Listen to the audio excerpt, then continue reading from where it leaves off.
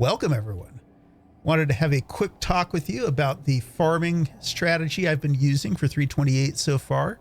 I've been using essence farming. Again, this is not something that I developed myself, but I just wanted to kind of give my opinion on how it's working for me and how it's working out, and whether or not it might be a good plan for you to check out. So anyway, straight into it. Let's pop into Path of Exile here, and I will talk to you a little bit about what I'm doing. I am running an essence farming strategy. This is one that was developed by a gentleman by the name of IcyBaron. I would highly recommend you check out his video on this too.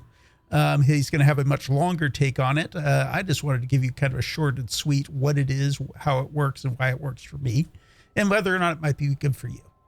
I'm basically following his tree here, blocking out a lot of mechanics that have the less profitable scarabs on them and such. And just try to basically keep things blocked as much as possible to keep as many essences as possible farming near or spawning near the Mirages, because those do tend to be pretty beneficial. IcyBaron advocates for using ritual, and I haven't tested this, but I'm not 100% sure that's actually as effective as he is claiming. But you know, he's running with it. I'm running with his strategy. So, and it is working well for me so far. So I'm not necessarily interested in trying to switch it up just to test that right now, but at some point I might. Basically the theory there is that ritual causes additional rare monsters to spawn, and that's what's important. You definitely do want to be taking things like the additional rare monster spawn nodes on your atlas. Definitely all of the essence nodes as well. This one here in particular is interesting, and I'll get to that more in a few moments here. Basically, it's adding essences to the map boss from the essence monsters in your map, and then you're basically just trying to cause as many essence monsters to happen in your map as possible. That's kind of the root of this strategy. Anyway, taking a lot of quantity, taking scarab nodes, that sort of thing, just trying to grab the more rare scarabs and more valuable ones. But you know, the meat of it is the high tier essences that drop from this, and yeah, it works out pretty well. Anyway, let's take a look real quick. What I am doing here is running tier 6 maps with a couple of different scarabs here. I'm running essence tier scarabs of Ascent to basically boost all the essences I find by a tier.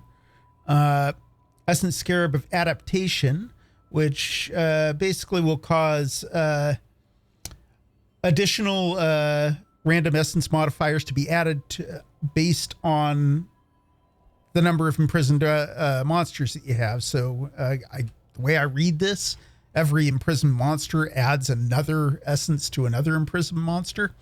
So it will cause the number of essences that show in your area to go up pretty dramatically. Calcification is the kind of key core thing to this strategy right now. We'll go over the costs of these in a little bit. When I last stocked up, it was about 55 chaos a map, which is, it sounds like a lot of investment, or depends on what you're used to, but it definitely pays for itself, more than pays for itself. So trust me on this, you'll make your money back. Rare monsters that are natural inhabitants of the area are imprisoned by essences. This causes a whole lot of essences to show on your map. And again, this also kind of stacks on that essence node on the tree that causes your end boss to get essences from the monsters in your map. And then finally here, 2 scarabs of Adversaries, which are basically adding 4 additional packs each of mirrored rare monsters. So this is a lot more rare monsters, all of which show up as essence. So lots of imprisoned monsters on your map, lots of essences. Just the quantity of drops on this is pretty insane. I'm running tier 6 maps because that is the lowest tier at which deafening essences will show on monsters. And let's let's get into it here, and I'll kind of walk through some of the things about this strategy as we go.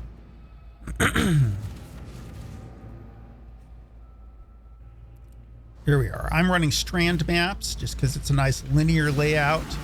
Oh boy. We've got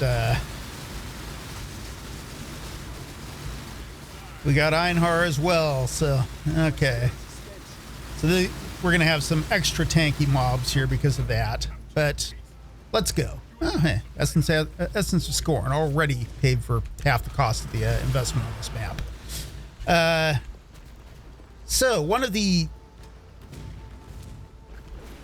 oh boy, memory tear. Sure. Okay. All right, there it is. Took it a moment. So one of the things about this strategy, you'll notice that on the Scorn Essence that I had there, a lot of times one might say, okay, Scorn Essence, or any of the what do you call it? Those top four, like the Misery, the Meds essences. Yeah, you ought to evolve that. You don't on this strategy. You don't need to even think about looking at things to evolve them. I find that to be particularly nice because I don't need to stop and think about what I'm doing. I don't need to read the essence lists on each of the monsters. Basically, all you got to do is unlock them, grab the, knock them down, and grab the candy out when you're done. So that is all there is to it. So you're getting the probably worst case on like the speed of this strategy right now, because those Einhar mobs tend to be very, very tanky.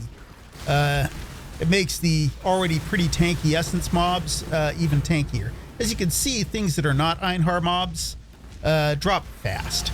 You know, this is pretty good. So the things you do need for this, you do need to have a reasonably tanky build that can take the kind of high damage that the Essence monsters can dish out. When you come across an Essence monster with like 8 essences on them, or the end bosses of the maps as well, which are also empowered by all of the essences that you get, they can get pretty tanky even at this low map tier. So I've got no problem clearing tier 16s with my build here. It's easy, it's fast, but the essence monsters that are a little bit more loaded up can still take me a moment to drop, and can sometimes present a bit of a challenge to me. They can hit me hard enough to kill me even. So you got to be a little bit tanky. You got to be a little bit careful on these things. So we'll see. I'll still try to get away from these guys and not just stand there and take whatever they're dishing out. Again, we got another Einhar essence here. That'll take a moment. This guy's not too bad here, but they can be a little hectic. Let's see here. Okay, it looks like that's all the Einhar mobs, thankfully. We are done with that. But yeah, the idea is basically just kind of, all right, scoring again. So those two by themselves paid for the investment on this map.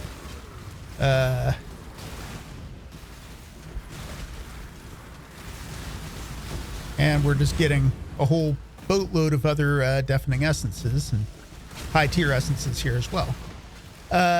Other important considerations for this. Okay, you got to have enough tankiness to be able to withstand the damage there.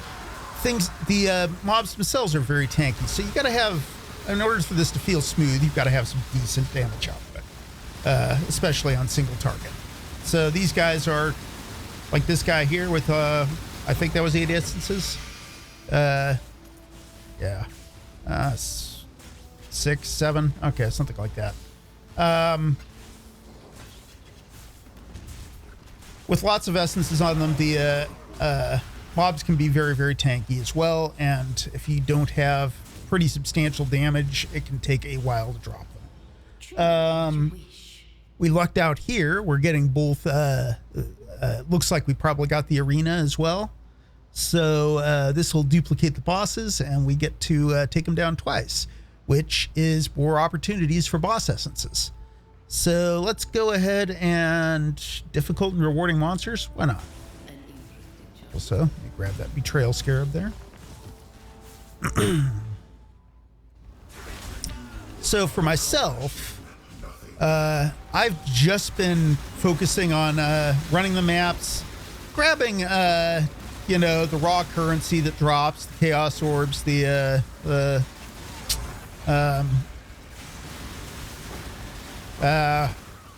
occasional divines, that sort of thing. But primarily grabbing the essences and trying to sell the essences to kind of gauge how I'm doing on profitability. I have not been using Wealthy Exile or anything like that. I mean, again, IcyBaron did that for himself, and, you know, if you want to check out his results on that, feel free. But, I mean, for somebody who's able to run maps quickly, I'm not the fastest player in the world. I'm okay. But for somebody who's able to run quickly, I do not doubt you could hit 20 divines an hour or more.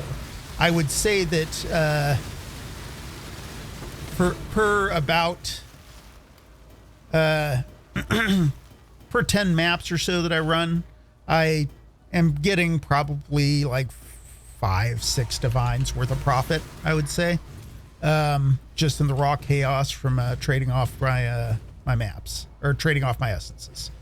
So let's run the essence side of this first. Wow, okay. Let me go around to the back here and see if I can't get that vulnerability totem. Okay.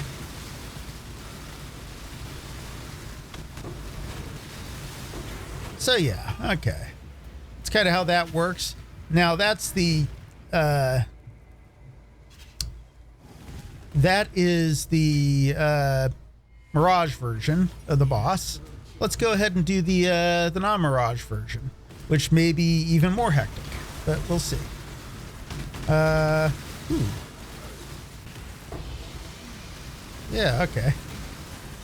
So all of the essences you have drop in the map have a potential to drop from the end bosses as well. So each of the monsters, I think, imparts an essence onto the end boss to grab. I'll go ahead and grab that. Why not? Normally I just let those go, but I haven't filled up my inventory. This is probably a less profitable run than my normal ones, but you know, this wasn't bad. Let's see here. We've got, let me just count up the number of deafening essences we got here. 8, 12, 6, or 16. Yeah, let's see here. 22. Sorry here. 28, 37, 39, 42, 43, 47. Wait, nope, that's not right. 43, 45, 47,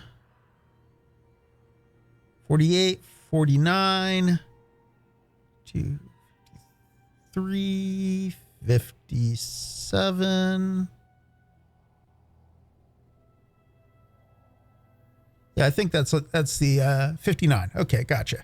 So 59 deafening essences off of that map, including 2 essences of Scorn there, which pay for this by themselves. They are 27 or so, or I guess 24 chaos right now on the market each. But yeah, this is profitable. This has worked out really well for me when I am moving quickly and running through the maps. I mean, it really only takes me a couple minutes per map. You just clear the essences, grab them all, sell them off at the end in bulk once you're done. And it's a worthwhile and profitable strategy. It works well for me because I have a pretty tanky build and I do a fair lot of damage. So I can knock down the essence monsters pretty quick, and it's not really taking me too long to plow through all of them. I think probably an even more end game version of this would be to potentially look at taking, oh, what's the name of the node here?